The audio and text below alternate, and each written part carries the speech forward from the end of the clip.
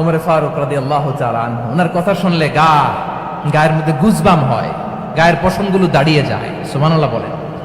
কি পার্সোনালিটি ছিল, কি ব্যক্তিত্ব ছিল। মুনাফিকরা ওমরে ফারুককে জমের মতো ভয় পেতেন। শয়তান, খুদ শয়তান এই রাস্তা দিয়ে আসলে শয়তান অন্য রাস্তা দিয়ে হাঁটত। ওমরে ফারুক রাদিয়াল্লাহু তাআলা আনহুর জীবনে যদি দেখেন, তাহলে সেখানে আপনি আদালতের, ইনসাফের, সুশাসনের, জাস্টিসের নমুনা দেখতে পাবেন। কয়টা শুনবেন? সাইয়েদনা ওমরে ফারুকের রাদিয়াল্লাহু তাআলা আনহুর সন্তান আব্দুর রহমান মিশরে মদ খেয়ে মদ্যপ অবস্থায় ধরা পড়েছে।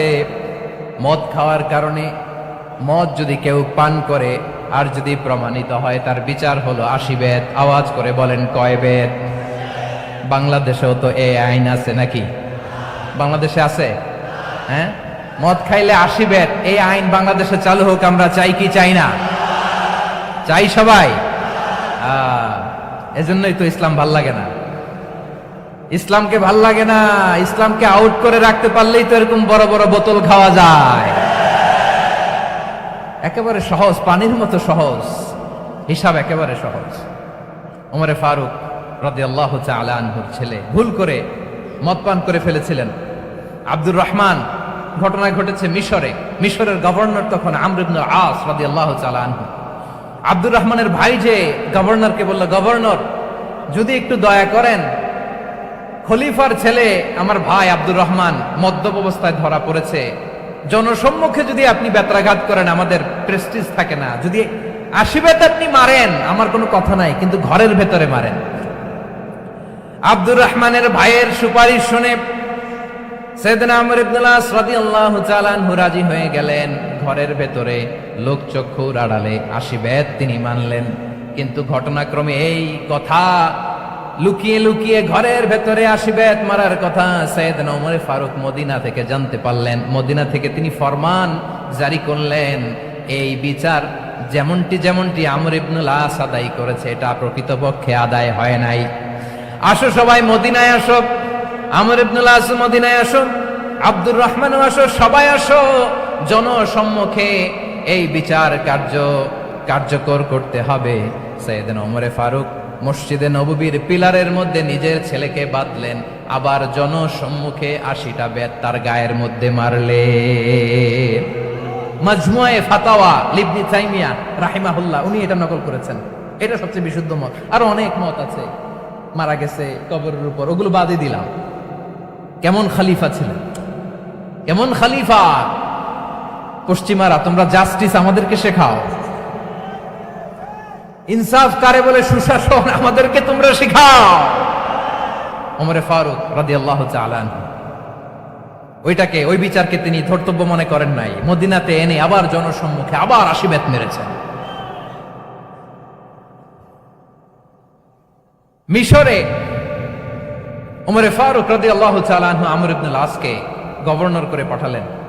সেখানে আমর ইবনে আসের ছেলে একটা প্রতিযোগিতায় রানার আপ হয়েছে। এক মিশরি সেখানে চ্যাম্পিয়ন হয়েছে। রানার আপ বুঝতে পেরেছেন তো? রানার আপ সেকেন্ড হয়েছে, এক মিশরি হয়েছে চ্যাম্পিয়ন প্রথম। কিন্তু গভর্নরের ছেলে ও জিততে পারে নাই। ও রাগে ওই মিশরির গায়ের মধ্যে কয়েকটা লাঠি দিয়ে বাড়ি মেরেছে। মিশরি যে মদিনাতে ওমরে ফারুকের কাছে বিচার দিলেন, আপনার গভর্নরের ছেলে অন্যায়ভাবে আমার গায়ে হাত তুলেছে। সাইয়েদনা ওমরে ফারুক আবার ফরমান জারি করলেন, আসো মদিনাতে আসো। মিশরীকে ডাকলেন। ওই মিশরের গভর্নর আমর ইবনে আস রাদিয়াল্লাহু তাআলা আনহুকে ডাকলেন, তার ছেলেকেও ডাকলেন। সবাই বসে রইল। আমর ইবনে আস রাদিয়াল্লাহু তাআলা আনহু মাথা নিচু করে বসে আছেন, লজ্জায় কাচুমাচু। হায় হায়, আজকে আমার ছেলের কারণে আমিরুল মুমিনিন খলিফাতুল মুসলিমিন ওমরে ফারুকের কাছে আমি জনসম্মুখে লজ্জিত হচ্ছি। সাইয়েদনা ওমরে ফারুক বললেন, এই নাও লাঠি। গভর্নরের ছেলে তোমার মাথার মধ্যে যতগুলো বাড়ি মেরেছে, আজকে জনসম্মুখে তুমি অতগুলা বাড়ি মারো। মিশরি বলে, থাক, আপনি যে ডেকে আনছেন সবার সামনে এটা বলছেন, এতেই আমি খুশি। আল্লাহু আকবার! আপনার মহানুভবতা দেখে আমি খুশি, আর অপমানের দরকার নাই। ওমরে ফারুক বলে, না, খবরদার, এই কথা মিশরি তুমি বলো না, মারো, যতগুলা বাড়ি মেরেছে মারো। বাধ্য হয়ে মিশরি আমর ইবনুল আসের সামনে ওনার কলিজার টুকরা সন্তানের মাথার মধ্যে বাড়ি মারতে আরম্ভ করলেন। ঠিক যতগুলা বাড়ি গভর্নরের ছেলে আমর ইবনুল আসের ছেলে মিশরীর গায়ে মেরেছিল, মাথায় মেরেছিল, মিশরী গুনে গুনে ততটা মারলেন। এই দৃশ্য দেখে ওমরে ফারুক রেগে মেগে আগুন, রাগের চোটে রাগ সামলাতে না পেরে আর নিজেকে সামলাতে না পেরে মিশরীরে বললেন, ছেলেরে মারা শেষ হয়ে গেলে এবার বাবার টাক মাথার মধ্যে কয়েকটা বাড়ি মার। রাগের চোটে, আউট অফ অ্যাঙ্গার, রাগের চোটে যে আমার পাঠানো গভর্নর আমর ইবনুল আস তার ছেলেকে কেন আদব তারবিয়া কেন শিক্ষা দিতে পারে না, ছেলেরে মারা হইলে এবার আমর ইবনুল আসের মাথার মধ্যে দুইটা মারো। এটা রাগে বলেছেন, এটা শাস্তি হিসেবে না। সুবহানাল্লাহ পড়ে। তোমরা আমাদেরকে সুশাসন শিখাও, আমাদেরকে সুশাসন শিখাও। বিশ্বনবী বলেন আদাল এটা যেন বিষয় না, এটা দিয়েই মানবিক সমাজ গড়তে হবে। আল্লাহ তাআলা কিয়ামতের কঠিন ময়দানে যেদিন স্বামী স্ত্রীকে চিনবে না, স্ত্রী স্বামীকে দেখে পালিয়ে যাবে, বন্ধু বন্ধুরে চিনবে না, পীর সাহেব মুরিদরে চিনবে না, মুরিদ পীর সাহেবরে চিনবে না, দলের কর্মী তার নেতারে চিনবে না, নেতা তার কর্মীরে চিনবে না, বন্ধু বন্ধুরে দেখে পালাবে। এই কঠিন মুহূর্তে সূর্যটা মাথার কাছে চলে আসবে, জমিনটা তামার জমিন হবে, আজকের জমিনের মতো নয়। মানুষ ঘর্মাক্ত ক্লান্ত শ্রান্ত মাথার মগজগুলো কানের ছিদ্র আর নাকের ছিদ্র দিয়ে বেয়ে বেয়ে পড়বে। বিশ্বনবী ফরমান কিয়ামতের ওই কঠিন ময়দানে 7 শ্রেণীর ব্যক্তিকে রব্বুল আলামিন তার আরশের নিচে ছায়া দিবেন। তার মধ্যে প্রথম শ্রেণীর ব্যক্তি হলো ইমামুন আদিল। ইমামুন আদিল, ন্যায়পরায়ণ শাসক, যে ইনসাফের সাথে বিচার করে, যে জাস্টিস সমাজে সার্ভ করে, যে সুশাসন নিশ্চিত করে, ওই ইমামুন আদিল। আদিল শব্দটা বুঝছেন না? ইন্নাল্লাহা ইয়া'মুরু বিল আদল, পাইছেন? আদিল। 7 শ্রেণীর ব্যক্তিকে আল্লাহ তাআলা সুশীতল আরশের নিচে ছায়া দিবেন, যেদিন তার দেয়া ছায়া ছাড়া কোনো ছায়া থাকবে না। এর প্রথম হচ্ছে ইমামুন আদিল, ন্যায়পরায়ণ শাসক। চিল্লায় বলেন সুবহানাল্লাহ। আবার বিশ্বনবী বললেন ইন্নাল মুকসিতিনা ইনদাল্লাহি আলা মানাবিরা মিন নূর আন ইয়ামিনির রহমান। কিয়ামতের দিন যারা ন্যায়পরায়ণ হিসেবে আল্লাহর সামনে দাঁড়াবে, কিয়ামতের দিন রব্বুল আলামিন তার আরশের ডান দিকে ওই ন্যায়পরায়ণ লোকদের জন্য আরশের ডান দিকে একটা নূরের মিম্বারে তাদেরকে বসার সুযোগ করে দিবে। আল্লাহর আরশের ডান দিকে ন্যায়পরায়ণ লোকদের জন্য আল্লাহ তাআলা নূরের মিম্বার বানাবে। চারটেখানে কথা মনে করেছেন? আল আদাল, জাস্টিস। ইন্নাল্লাহা ইয়া'মুরু বিল আদল। আল্লাহ তাআলা এই আদালতের নির্দেশনা দেয়, সুবিচার, সুশাসন।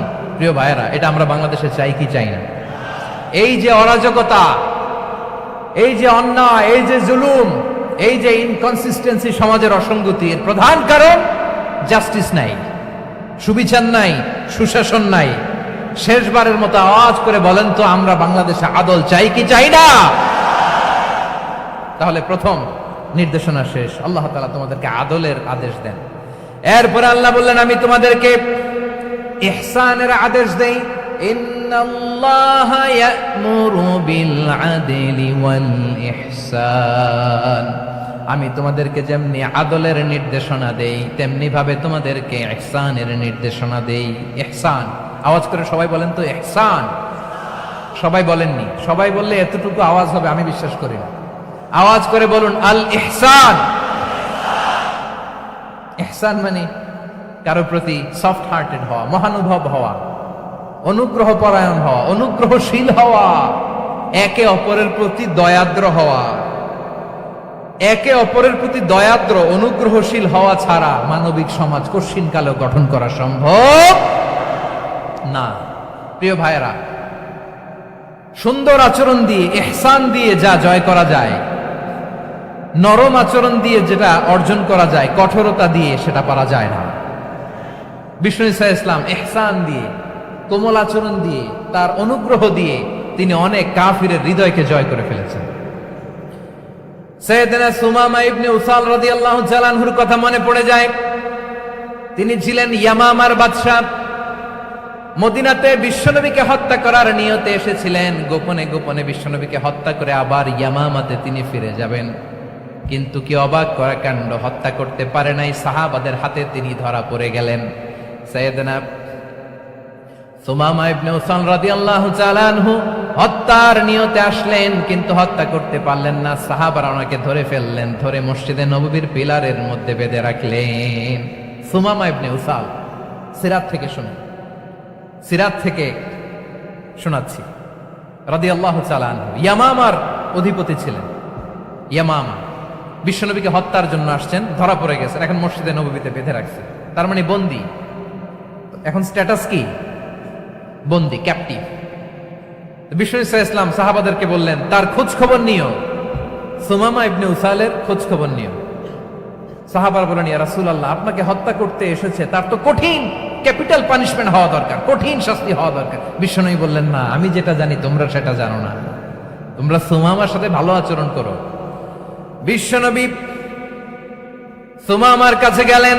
প্রথম দিন যে তিনি কালেমার দাওয়াত দিলেন, ইমানের দাওয়াত দিলেন, ইসলামের দাওয়াত দিলেন, রিসালাতের দাওয়াত দিলেন, আখিরাতের দাওয়াত দিলেন। পরের দিন যে বিশ্বনবী সালাতের দাওয়াত দিলেন, যাকাতের দাওয়াত দিলেন, ইসলাম কি, কিভাবে, কেমন করে পালন করতে হয় চমৎকার আর্টিকুলেট করতে শুরু করলেন। তন্ময় হয়ে সুমামা ইবনে উসাল রাদিয়াল্লাহু তাআলা আনহু বিশ্বনবীর কথাগুলো শুনতে আরম্ভ করলো। একদিন নয়, 2 দিন নয়, টানা 3 দিন বিশ্বনবী সুমামার কাছে ইসলামকে প্রেজেন্ট করেছেন, উপস্থাপন করেছেন। আওয়াজ করে বলেন, কয় দিন? 3 দিন। 3 দিন মসজিদে নববীতে বাঁধা।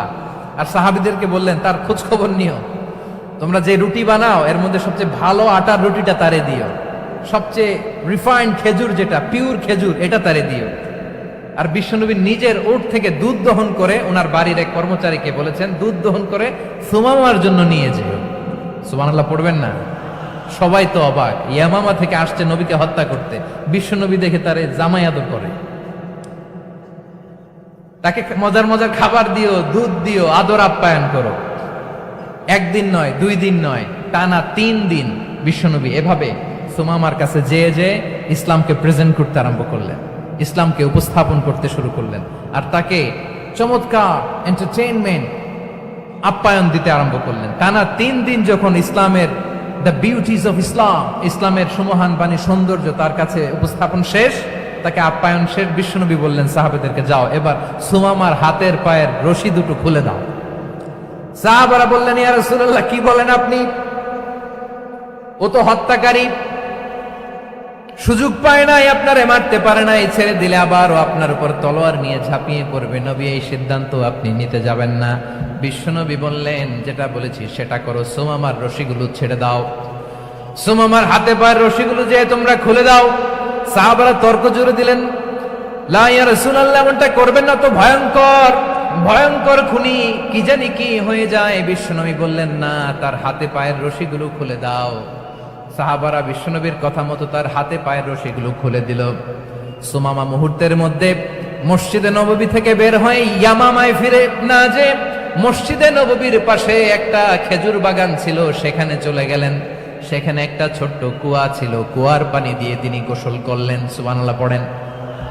কুয়ার পানি দিয়ে গোসল করে মসজিদে নববীর সামনে এসে বিশ্বনবী এবং সাহাবাদের সামনে দাঁড়িয়ে সাব্বাবা উঁচু করে বললেন, আশহাদু আল্লা ইলাহা ইল্লাল্লাহ ওয়া আশহাদু আন্না মুহাম্মাদান আবদুহু ওয়া রাসূলুহু। আল্লাহু আকবার। আমি সাক্ষ্য দিচ্ছি আল্লাহ ছাড়া কোনো ইলাহ নাই, আর মুহাম্মদ আল্লাহ তাআলার প্রেরিত বান্দা এবং রাসূল। প্রিয় ভাইয়েরা, ইহসান দিয়ে যা জয় করা যায়, কঠোরতা দিয়ে সেটা কঠিন কালেও জয় করা যায় না। আওয়াজ করে